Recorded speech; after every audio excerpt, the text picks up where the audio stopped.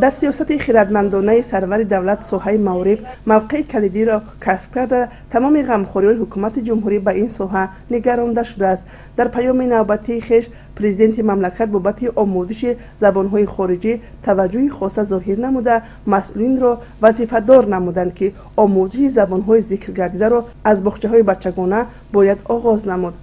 واقعا هم پیام پیشوای معظم ملت راهنماگری ما خلق شرفمند تاجیک برای رشد همه ساحه‌های خواجگی خلق میباشد که ما خلق شرفمند تاجیک را میباید که در سمت همه جانبه رشد نمودن و بس هدف‌های استراتژیکی مملکت نائل گردند باز هم بیشتر کمر همت بندید. باعث خوشنودی است که چطوری که پیشوای معظم ملت قید کردند جمهوری تاجیکستان در رده‌بندی جهان از روی مبلغ گذاری در ساحه معارف جای 21 را کسب نمود. جواباً به این همه غمخوری‌های پیشوای معظم ملت سعی و کوشش می‌نمایم که نسل نورس را در تربیت و تندرستی و خودآگاهی ملی تربیت نموده آنها را به آینده درخشان راهنمون می‌سازیم. به اندازه 40% زیاد نمودن مزد معاش آموزگاران اهل علم و معارف را روح بلند نموده، آنها تصمیم گرفتند که دلگرمانه رو به ساحه آورده در بلند گردیدن صفت تعلیم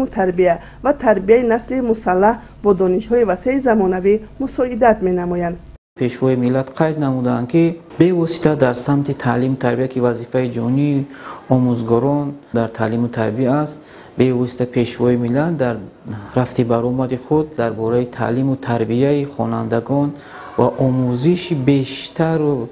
از همه زیادتر آموزش فن‌های خارجی را تکرار به تکرار گفته گذاشتند. همچنین در دوامی برآمد خود قید نمودند پیشوای ملت که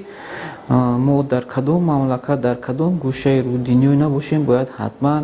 وطن خود را دوست داریم و از وطن خود یاد کنیم و وطن خود را فراموش نکنیم. آموزگاران ناحیه عبدالرحمن جامع تصمیم گرفتند که پیام سرور دولت را همچون دستورالعمل کاری قرار داده بهر در عمل تطبیق نمودن نقطه‌های در آن ذکر گردیده از تمام سرچشمه‌ها استفاده خواهند برد.